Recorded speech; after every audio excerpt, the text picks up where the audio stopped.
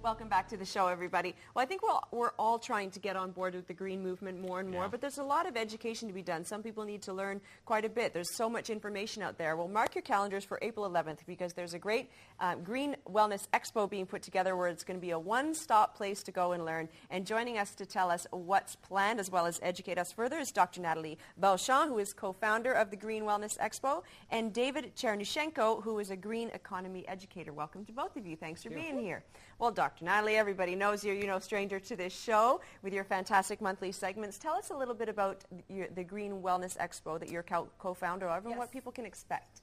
This is our 4th year, and I started this by myself 4 years ago. And the first 2 years were strictly wellness, and then my friend Deborah McDonald and I joined force, and she brought in the green because they go together, right? You know, the choices that you make in your lifestyle are going to impact the environment. So it is an East End event, and the reason I did that is because we feel left out in Orleans oftentimes. So I said, we got to do something because I find that a lot of my patients are not even aware of what's available. They'll ask me, oh, do you know a good naturopath, a good acupuncturist? Where can I go for this and that? So I figured let's do this, and it's been awesome. And every year we're doing something a little bit different. So David's going to be speaking as well, and he's going to be talking about his movie, so I'll let him explain that part.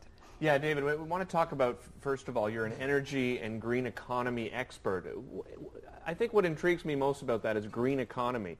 How would you describe the green economy to people exactly? Well, I've been trying to find titles for myself that didn't use the word environmentalist, just because what does that mean? We all want to protect the environment, but how and what to do? And what I've been focusing on particularly is trying to counter the myth that, well, we would do good things for the environment, but it's going to hurt the economy. We're going to lose jobs. That is not true, and I've been trying to demonstrate the many ways in which we can create jobs or make existing jobs better, healthier, by taking this so-called green focus, and hence, you know, my focus on that idea of a green economy. What would it look like? How do we move in that direction?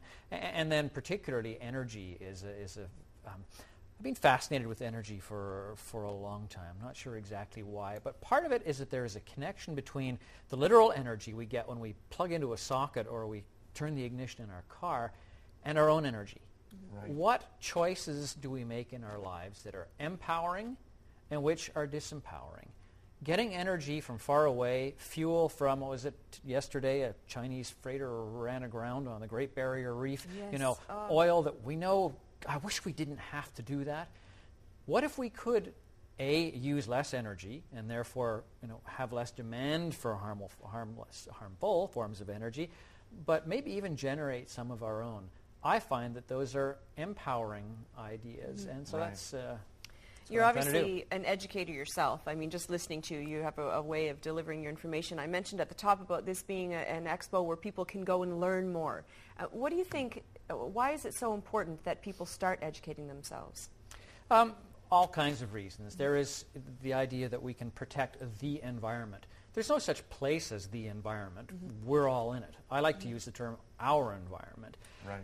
There's a very strong connection between our own health and the health of our environment and the health of the economy and the health of our environment. But what does that mean for an individual every day? It's all sorts of choices about the furniture we buy and the gases that may or may not be coming out of them, not to mention who made it and how, the body care products we use, our toothpaste, to our home cleaners, our modes of transportation, and all the rest. A lot of people are overwhelmed because it is so big. Because I just listed off there for you, 10 different things, that people don't even think about. I think, and it's overwhelming for people. I think. Because it is so overwhelming, there are kind of my top 3 obstacles of why people aren't acting. First of all, it's too big. Where do I start? Right. Then, well, take that little step, change a light bulb. Oh, why bother? That's so small, it wouldn't make any difference after all, would it? And finally, why should I do it if you're not doing it? Yes. My neighbor's driving an SUV, so why should I change my car? Right. The Chinese are using lots of energy, so why should Canada? And I try to counter each of these myths by showing how, let's do it together. Let's start gradually. Let's support each other. It's not about finger pointing and lecturing. And we all have to do it. The Chinese are going to have to pull up their socks, and we'll pull up ours, and it doesn't do any good for you to be pointing fingers at someone else or at your neighbor. Start at home. And finally, reap the rewards of that. Reap the personal rewards of that.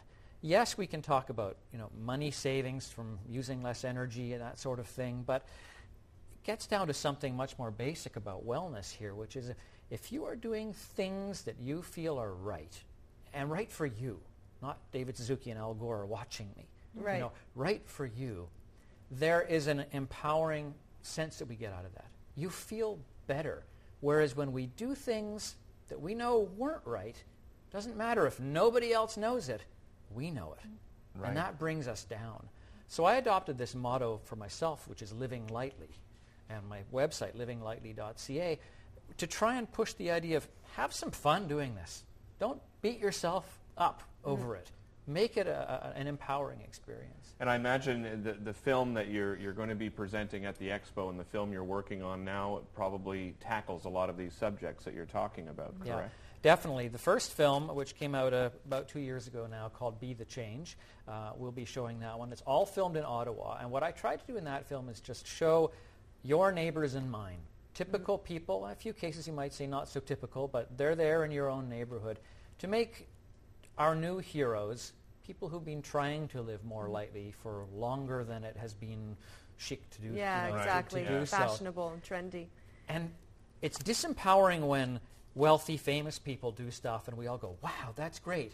But it has no meaning to us. When it's your ordinary neighbor doing it, then you think, oh, if they can do it, So maybe I can too. And make some of that's these what I'm small trying to changes do. like you were saying Yeah, before. exactly. This is great. Obviously, just listening to you, you're going to have such a wealth of knowledge at the expo, and we certainly thank you for taking time to chat with us today. We really appreciate it. And Thanks, Dr. Dana. Nally, it's great to see you as well. We'll see lots more of you. You Yes. bring some different guests that are Yes. going to be there, right? Okay, great. Want to tell everybody that it's all happening on April 11th. Okay, you can find out more information at greenwellnessexpo.ca. Lots of amazing speakers like David. He's going to be there speaking. He's going to be showing his movies, and he's got a new movie coming out as well that he'll tell you about. We'll take a quick break. We'll be right back after this with a wonderful performance by Samantha Testa. Don't go away.